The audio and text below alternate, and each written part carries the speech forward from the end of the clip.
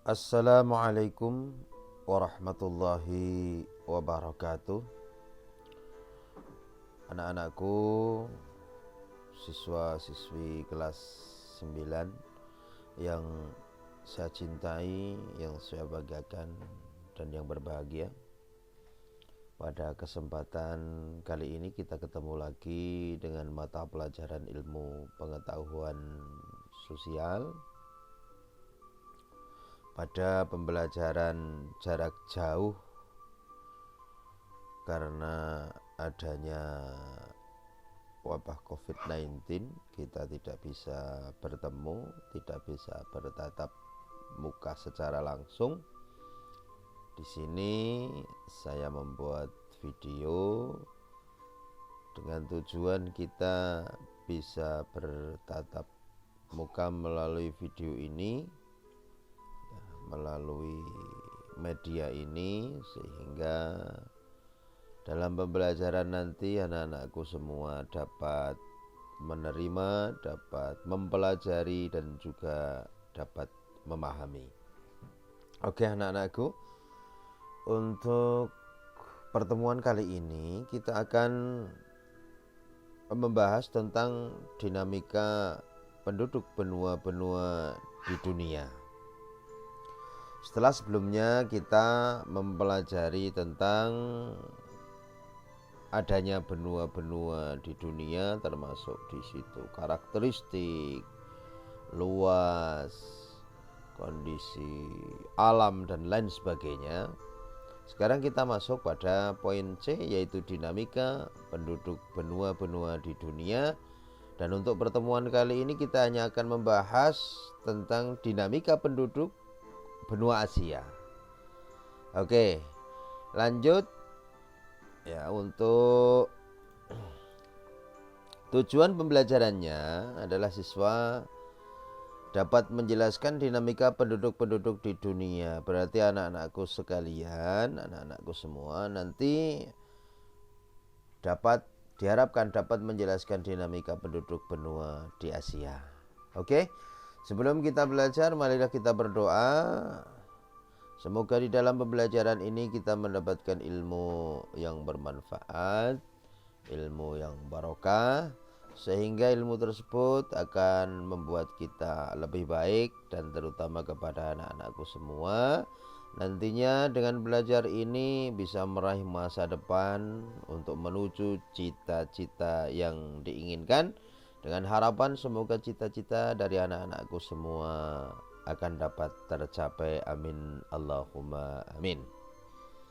Kemudian di situ juga saya tuliskan satu slogan, di mana masa depan adalah milik mereka yang menyiapkannya hari ini. Ya. Jadi masa depan itu harus kita bangun dari sekarang. Masa depan juga harus kita bangun dari diri sendiri masing-masing. Walaupun di situ juga ada campur tangan dari orang tua, dari saudara, dari teman, dari lingkungan, dari guru, tetapi yang utama untuk mencapai cita-cita adalah diri sendiri. Bagaimana cara mencapainya? Dengan berusaha, yaitu dengan cara belajar seperti ini. Kemudian jangan lupa dengan cara berdoa, beribadah terhadap Allah Subhanahu wa ta'ala. Kemudian yang terakhir tawakal, pasrahkan semua terhadap Allah.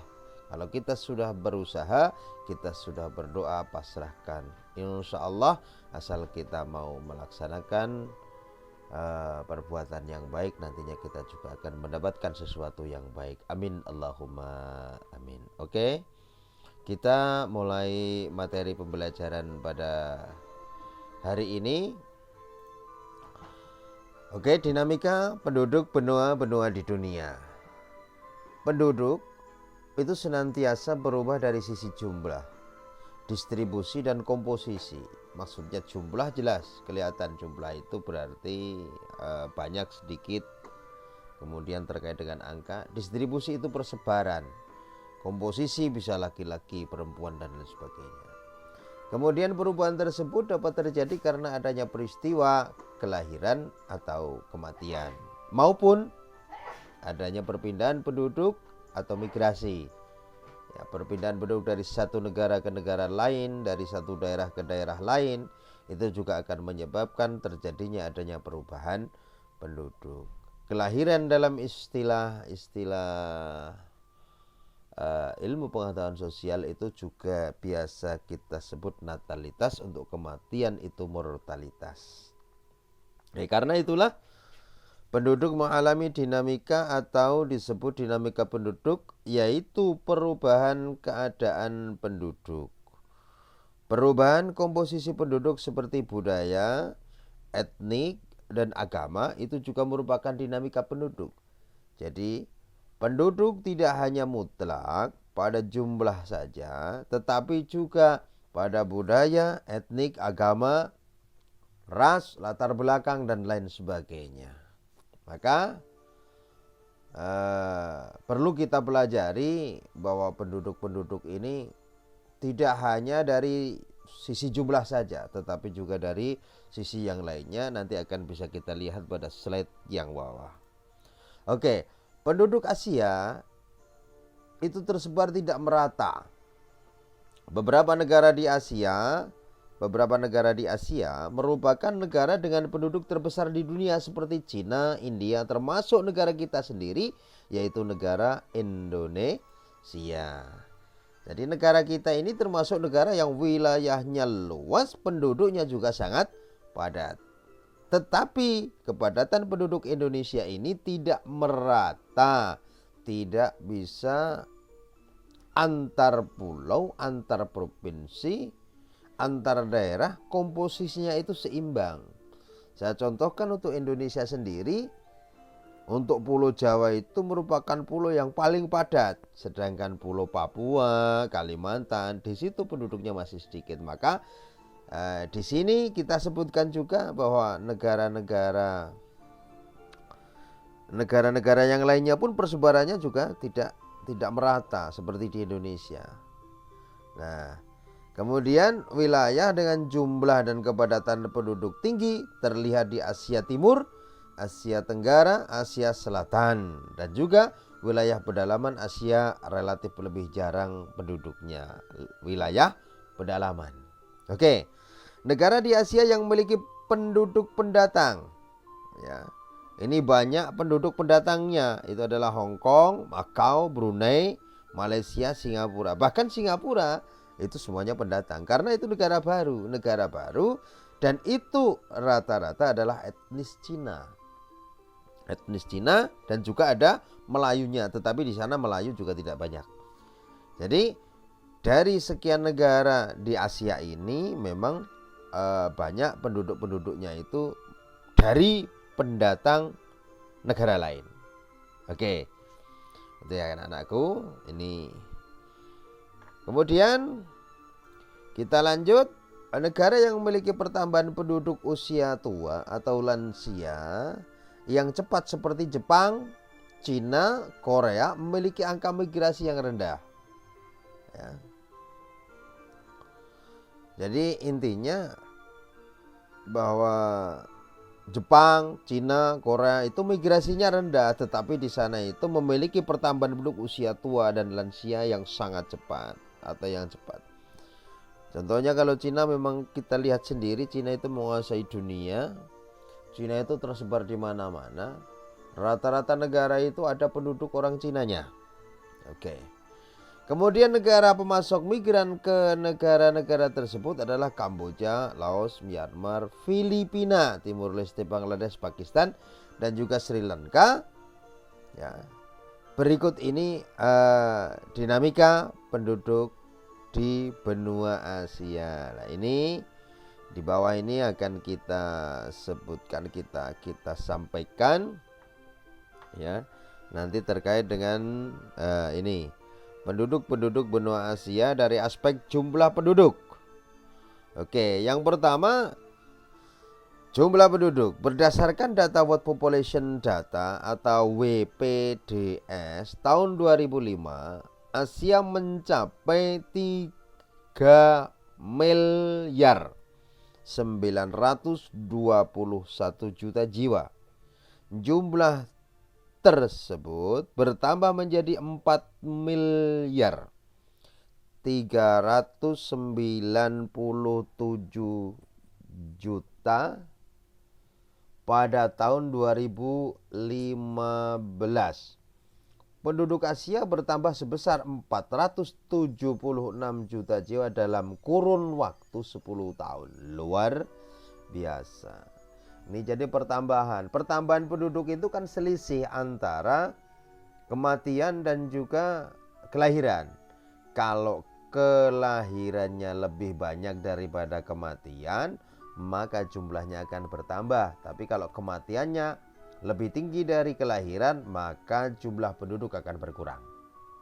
Oke. Kemudian yang kedua ada persebaran. Beberapa negara di Asia merupakan negara dengan penduduk terbesar di dunia seperti Cina, India, dan Indonesia. Wilayah dengan jumlah dan kepadatan penduduk tinggi terlihat di Asia Timur, Asia Tenggara, Asia Selatan. Wilayah pedalaman Asia relatif lebih jarang penduduknya. Ini terkait dengan persebaran. Oke. Kemudian lanjut bahwa komposisi berdasarkan usia. Komposisi berdasarkan usia 25% penduduk Asia berusia di bawah 15 tahun dan 8% berusia 65 ke atas. Jadi sebenarnya usia tidak produktif itu relatif sedikit. Kalau kita gabung berarti ada 40 kurang usia produktifnya. Penduduk usia berusia antara 15 sampai 65 itu adalah 67%. Berarti kita termasuk banyak yang usia produktif. Ini berarti sebagian besar penduduk tergolong produktif. Usia produktif itu berusia antara 15 sampai 65.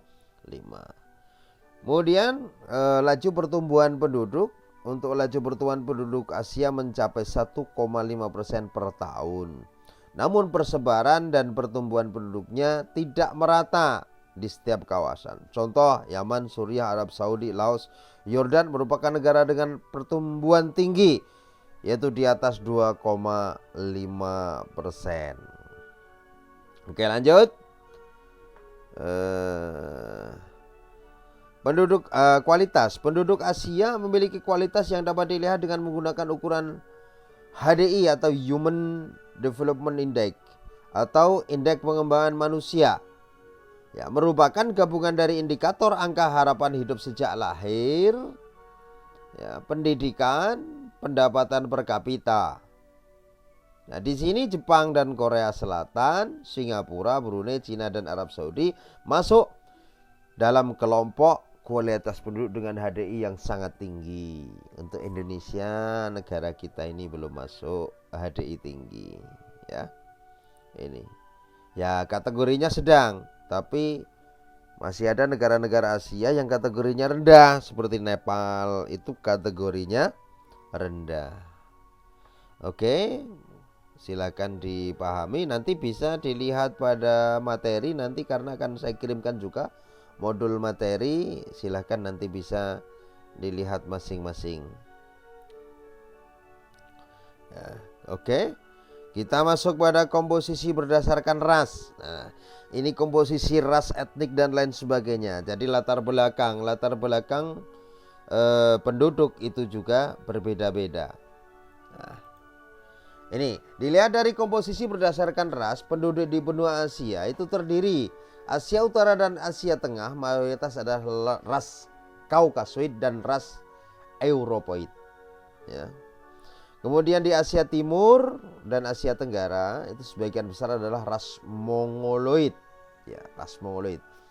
Asia Selatan di bagian tengah didominasi oleh ras Kaukasoid.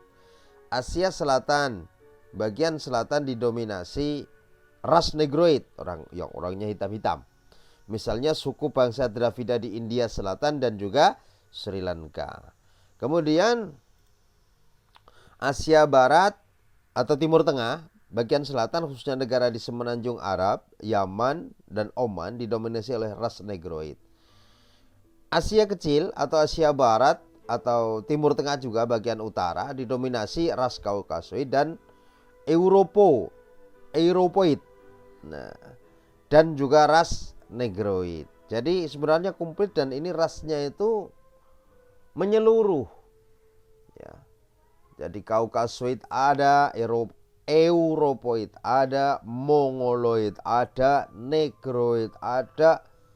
Ya, jadi komposisinya itu tidak hanya dari orang-orang yang Mongoloid saja atau Kaukasoid saja atau kulit hitam saja yang Negroid, tapi komplit dari seluruh ras-ras yang ada di dunia ini. Kita lanjut pada agama. Agama Asia merupakan tempat lahirnya agama-agama besar. Ya. Di dunia seperti agama Hindu, Sikh, ada Konfusianisme, ada Taoisme, ada Shinto, ada Buddha, Islam, Kristen, dan Yahudi. Ini semua lahir di wilayah Asia. Maka di Asia ini juga penduduknya beragam. Kalau di Indonesia mayoritas agamanya Islam, Malaysia Islam, kemudian Arab Saudi Islam. Tapi di negara-negara lain seperti Cina, Jepang, itu agamanya sudah berbeda dengan kita. Kalau Jepang itu yang pokok adalah agama Shinto, penyembah matahari. Kalau di Cina itu ada Konghucu. Kemudian bahasa, kebanyakan negara di Asia memiliki lebih dari satu bahasa asli atau pribumi. Sebagai contoh, di Indonesia terdapat sekitar 600 bahasa asli atau daerah. Filipina itu terdapat 100 bahasa daerah. Dan 1683 bahasa asli atau daerah di India. Berarti bahasa daerah itu sangat banyak. Kalau di Indonesia saja yang kita tahu ada bahasa Jawa yang dekat dengan kita. Bahasa Jawa, bahasa Sunda, ada bahasa Madura. Ya, kemudian ada yang agak jauh bahasa Batak. Kemudian bahasa Indonesia jelas, ya. Yang jelas kalau bahasa Indonesia itu pemersatu, itu bahasa nasional. Dan kalau bahasa-bahasa di daerah itu adalah bahasa-bahasa sifatnya lokal, kedaerahan. Kemudian budaya, ya, di situ keragaman dan kekayaan budaya Asia juga terlihat dari karya seni, literatur, dan musik. Ya, porselen, keramik, kaligrafi, lukisan, peralatan dari gelas dan metal, tekstil, dan arsitektur. Karya seni berupa alat musik juga sangat banyak jenisnya. Bisa kita lihatlah di sini di Indonesia saja karya alat musik sangat luar biasa. Ya, musik dari kedaerahan ataupun musik secara nasional. Kedaerahan ada gamelan. Gamelan itu suatu alat musik yang sangat luar biasa. Kemudian ada alat yang secara internasional, ada alat-alat musik yang nasional. Termasuk hasil-hasil karya di Indonesia itu sangat banyak sekali. Termasuk di negara-negara Asia atau di benua Asia. Oke?